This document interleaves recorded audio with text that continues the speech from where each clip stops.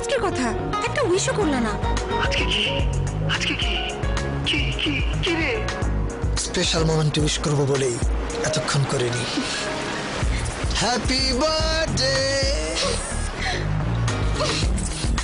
Happy anniversary.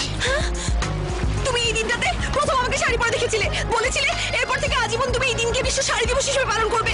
এই হয়, বিয়ের পর কিছুই মনে থাকে না। যাও।